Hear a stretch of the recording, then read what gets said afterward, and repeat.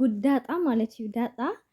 ካብቲ ስርቂ ነፃ ወፂኣ ሓጎሳ ከየስተማረረት ከላ ማለት እዩ ክትዝሙ ከዓ ተረኺባ ማለት እዩ ብጣዕሚ እሞ ከዓሲ እዛ ተንብራ ዘላ ሰበይቲ ድማ ናይቲ ገዛ በዓልቲ ዋና ማለት እዩ ረኺባታ ሰላም ሰላም ከመይ ቀኒኹም ኣነ ሰላም እየ እግዚአብሔር ይመስገን ከምቲ ኣነ ሰላም ዘለኹምዎ በዓልቲ ሙሉእ ተስፋ እየ ሰላም ክትኮኑ ንስኻትኩም ለ ልማዓንቲ ድማኒ ሓደሽ ቪድዮ ብጣዕሚ በቃ ኣነ ከማን ከይሓሰብክዎ ከለኹ በቃ ገለ ዓይነት ተሰሪሓ ማለት እዩ እና ታያ እያ ድማኒ ያው ሓቢርና ክንሪአና ማለት እዩ እንድሕር ተመቻትኩም ኮይና ላይክ ምግባር ኣይትረሲዑኩም ተስፋ ይገብር መሃሪ ክኸውን መዘናግዒ ክኸውን ማለት እዩ እና ሰብስክራይብ ምግባርላ ኣይተሕመቑ ኢኹም ንምንታይ ሲ ኣይኽፈለና ዓይኒ ይጠቕመኒ ስለዝኾነ ማለት እዩ እና ሎማዓንቲ ድማኒ ያው ኣብ ዝሓለፈ ዳጣ ከም ሰረቐት ወርቂ ናይዛ ሰበይቲ ናይ ጋሽ ደጀን እዩ ማለት እዩ ደረጀ ይቅርታ ጠፊኡ ከም ዝነበረ ጓሎም ድማ ኤቢ ማለት እዩ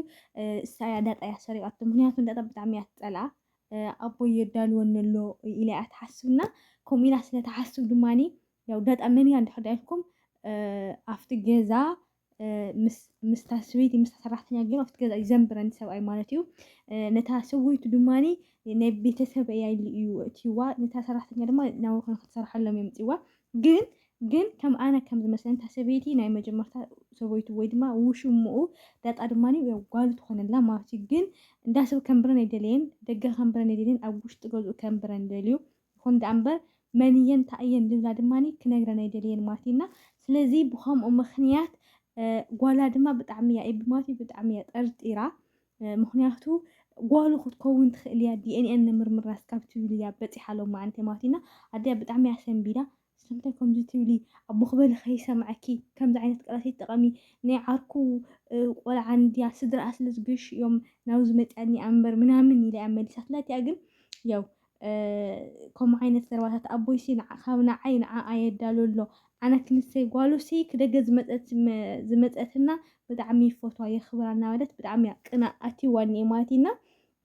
ያው ብኡ መሰረት ድማኒ ናይ ኣዲኣ ወርቂ ሰሪቓ ክስካብ ዳጣ እያ ሰሪቓቶ ትብል ምክንያቱ ዳጣ እንድሕር ሰሪቓ ተባሂላ ክትእሰር እያ ብኡ ጌራላ ክትባረር እያ ናብቲ ገዛ ኣይትመፅን ናይ ናታን ፍቅርና ናይ ኣቦኣ ፍቅሪ ድማ ለብቻው ትገብረላ ማለት እዩና ስለዚ ከምኡ ዓይነት ሓሳብ ሓሲባ ነይራ ይቅርታ ኣብ መንጎ ግን እዚ ኣውራቕ ናይ ኣዲኣ ኣብ ሻንጣ ተረኺቡ ማለት እዩ ሻንጣ ድማ ያው ናታ ማለት እዩ ማለት እዩና ኣቦኣ ድማ ምስ ረኸባ ኩሉ ነገር ተሓቂ ክትነግሮ ከም ዘኒኤዋ እንድሕር ዳ ሓሽያ ኮይና ከዓ እሞ ድሓር ፀኒሑ እቲ ሓቂ እንድሕር ዳ ወፂኡ ኮይኑ ልገደደ ከም ዝኸውን ድማ ነጊርዋ ማለት እዩ ንምንታይ እያ ወርቂ ሰሪቓቶ እንድሕር ዳ ኢልኩም ኮይንኩም ንዳጣ ነታ ክደገ መፅኣኛ ቆልዓ ንኸተውፅእ እያ ማለት ናይ ኣዲኣ ሰሪቓ እኒኣና ብድሕሪኡ ድማ ያው ኩሉ ነገር ደልያ ነጊራቶ በቃ ተሰሓሒታ ስሑት መዓልቲ ከም ዝወዓለት ንዳጣ ክትፅልም ንማንም ሰብ ከም ዘይኮነት ግን ከዓ ይቅርታ ኢላቶ ነቦኣ ማለት እዩ ኣቦኣ ድማኒ ካልኣይ መዓልቲ ከምኡ ክትገብር ከም ዘይብላ ስርቂ ፅቡቅ ከም ዘይኮነ ሕማቅ ትሓስብ ሕማቅ ትገብር እንድሕር ዳ ኮይንካ ፅባሕ ንጎሆ ሓሊፉ ከም ዝፀንሐካ ከም ዝምግባር ፅቡቅን ሕራይን ከም ዘይኮነ እና ስለዚ ዝኾነ ነገር ክትዘርኡ ከለካ ፅባሕ ንጎሆ ኢኻ ተዓፅዶና ንስኺ በዚ ትሰርሕዮ ዘለኻ ስራሕቲ ፅባሕ ንጎሆ ድማ ተዘሪኡ በቂሉ ዓብዩ ንስኺ ከይተዓፅድዮሲ ከምኡ ኣይትግበሪ እዛ ጓል ዘደለኽዮ ነገር ድማ ንዓይ ሕተትኒ ኢሉ ማለት እዩ ኣቦኣ ጋሽ ደረጀ ይቅርታ መኺርዋ ንጓሉ ማለት እዩ ትኽክል እዩ ከዓ ዝዘረኣኻዮ ኢኻ ተዓፅድ ዝኾነ ይኹን ነገር ብቆልዓኻ ንእሽተን ከለኻ ትሰርሖ ስራሕቲ ፅባሕ ንጎሆ ድማ ያው እስኻ ኢኻ ተዓፅዶ ማለት እዩ ፅቡቅ ትዘርኢ ተነርካ ፅቡቅ ኢኻ ተዓፅድ ሕማቅ ትዘርኢ ተነርካ ሕማቅ ኢኻ ተዓፅድ እና ዝኾነ ይኹን ዓይነት ስራሕቲ ክንሰርሕ ከለና ተስፋ ይገብር ንፅባሕና ንሓሰብና ፅቡቅ ዝኾነ ስራሕቲ ካብ ስርቂ ካብ ሕማቅ ነገራት ካብ ምሕሻው ነፃ ኮይና ክንዓብን ክንጉብዝን ኣለና ኢለ ይናገር ይብል ይሓስብ ኣነ ከም ኣነ ማለት ኢና ጋይስ ብዚ መሰረት ድማኒ ያው ንዳጣ ይቅርታ ኢላታ ጋሽ ደረጀ ድማ ንሰበይቶም ከይዶም ትወርቂ ከም ተረኸበ ነጊሮማ ድሕርሳ ድማ ታይላት ምስኪን ዳጣ ድያ ሂባትካ ኢላቶ ማለት እዩ ኖ ዳጣ ኣይኮነትን ርግፀኛ ኮይንኪ ክጠርጥርክነቲ ግን ትርግፀኛ ዝኾንኩዮ ርግፀኛ ሓሸት ኮይኑ ፀኒሑ ኢልዎ ማለት እዩ ብድሕሪኡ ድማ ያው ጓሉ እያ ረኺባቶ ነገራት ንኸይስፋሕፋሕ ነገራት ንኸይሓምቕ ድማ ኣነ ኣርማድዮ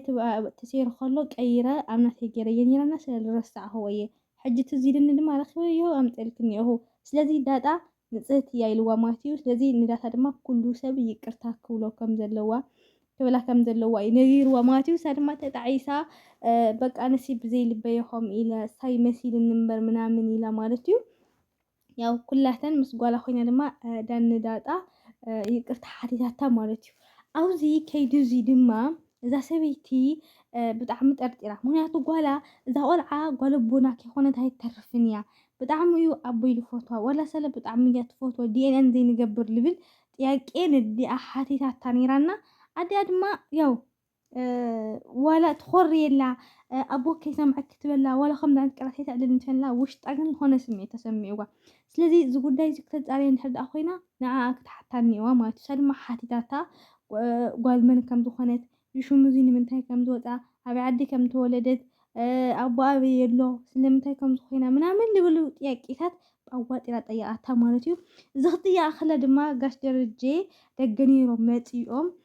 ኣብ መልሲ ንኸይባላሸዋ ንኸይንትን ንኸይብላ ድማኒ ናብ ክላሶም ፀዊዖማ ኣዘኻኺሮማ ከዓ ያው ናይ ዓርከይ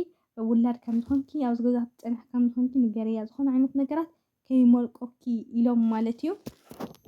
ያው ሕሸት ይኮነን ወላ ንኽትናገርሲ ደቃይቕ ሰዓታት ትወስድ ማለት እዩ ብድሕሪኡ ድማ ካብ ሹም ጀሚራ ትዳጣ ልብል መሓስታ ከም ዘውፅኡላ ኣቦ ኣለ ሹም ተናጊራ ሓደ ሹም ኣምፅኣ ማለት እዩ ምክንያቱ ኣቦ ኣብቲ ገዛ ስለ ዘኒአ ያው ከማንም ሰብ ድማ ከምዚ ዓበይቲ ነጊራታ ማለት እዩ ከምዚ ዕላል ናህላ ድማ ታጓላ መፅኣ ማለት እዩ ክልቴና ጓላ ብጣዕሚ ይፋተዋን ታጓል ገዛና ንሳ ምክንያቱ ብዕድመለ ማዕረ እየን ብኩሉ ነገርሲ ማዕረ እየን ማለት ኢና ስለዚ ኣብቲ ገዛ ንሱ ድማ ናታን ልበሃል ሰብ እኒኦ ናታን ልበሃል ሰብ ድማ ወዶም ኣይኮነን እዩ ይኹን ደኣ እምበር እታ ጓላ ንዓዓነት ሰበይቲ ጓላ ጓል ደረጀ ብጣዕሚ እያ ትፈቶ ብጣዕሚ እያ ተፍቅረና እዚኣ ድማ ዳጣ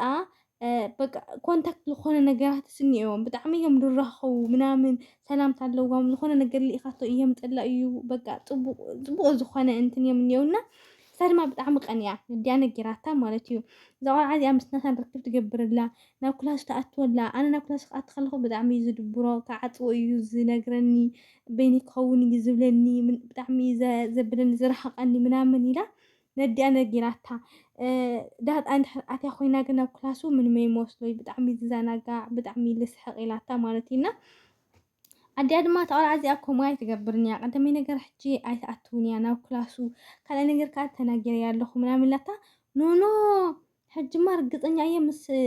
ናታን እያ እኒአቶ ብሓደ እሸሸ ገዳመ እዮም ዝብሉ ኣለው ኣነ የንበይ ምናምን ኢላ ብጣዕሚ ኣንፀርፂራ ነዲኣ ነጊራታ ማለት እዩ ያው ኣዲኣ ድማ ምንም ክትገብር ኣይኽእልን ናይ ጓላ ስምዒት ክትርዳእ እኒዋ ዘለዎ ኣማራፂ ድማ ኣቦኣ ብጣዕሚ ከም ዝፈትዋ ነጊራታ ንእሳለ ብጣዕሚ ከም ትፈትዋ ኣብ ዝለዓለ ደረጃ ክትበፅሕ ከም ትደሊ ያው ትትብሎ ዘላ ሓደ ነገራት ያው ተቐናበረ ነገር ተዘይኮይኑ ምንም እንትን ከም ዘይብሉ ነጊራታ ረዲኣታ ማለት እዩ ጓላ ድማኒ ያው ሕጂ ንዕና ናብ እንዳናታን ገዛ ኣብ እንዳናታን ገዛ ከይድና ድማኒ እንታይ ከም ዝገብሩ ኣለው ኣብኡ ከም ዘየላን ምህላዋን ክነረጋግፅ ኢላታ ማለት እዩ ነዲኣ ድማ ሒዛታ ከይዳ ናብ ናታን ክላስ ማለት እዩ ከይተወሉ ግን ኣጋጣሚ ኮይኑ ዳጣ ናብኡ ኣትያ ብዛዕባ ሕሉፍ ታሪኮም የዕሊሎም ብዛዕባ መፃኢኦም የዕሊሎም ብዛዕባ በቃ ዘለዎም ነገራት ፅቡቅ ገይሮም ኣዕሊሎም ወይ እናዕለሉ ከለዉ ግን ያው ሰሚዕን ንሰን ብደገ ኮይነን ማለት እዩ ብድሕሪኡ ድማ ንሱ ዓርኪ ነይረክዶ ኢልዋ እሳ ድማ ዓርኪ ነበረንን እዩ ብዙሓት እንታይ ልበሃል ወዳት መሓዙት ነይሮምኒ ግን ዓርከይ ልበሃል ሰብኣይ ልበሃል ድማ የነበረንን ኢላቶ ማለት ኢና ብድሕሪኡ ድማ የፍቅረኪ የበለይ ክብላ የፍ ክብል ማለት እዩ እሳተን ድማ ኣትየን ጉድጎይረንኦም ማለት እዩ ብሓንሳይ መውዓላት ኮይኖም ምናምን ለሓረካት ናፍጡሩና ሃለዉ ምናምን ኣትየን ማለት ኢና በቲ በለ በቲ ግን ዳጣ ኣብ ከቢድ ዝኾነ መዋጥር እያ ኣትያኒያ ምክንያቱ ኣዲያ ቧይ ኣይትፈልጦምን እያ ምናልባት ኣዲያ ሰራሕተኛ ስለትኸውን ያው ኣዲያ ሒዛላ ኣቦ ኣይ ዝተረፋለ ማለት እዩ ኣቦኣ ከዓ በዓል ዝገዛ እዩ ስለዚ ዋላ ሓንቲ ዝፅግመላ ነገር የለን ማለት ግን ፐርሰናል ግን ከምዚ ዓይነት ስምዒት ብጣዕሚ ዝስምዐካ ክብለኩም ይደሊ ማለት እዩ ብሓፈሻ ግን ዳጣ ከምዚ ጊላ ሸሸ ገዳሜ ክትብል ኣብ ፍቕሪ ኣትያ ምናምን ተረኺባ እኒአቶ ካብ ወርቂ ከዓ ካብ ስርቂ ማለት እዩ ነፃ ወፂኣ ከይዕረፈት ግን ያው ናብ ከምዚ ሻቁለት ድማ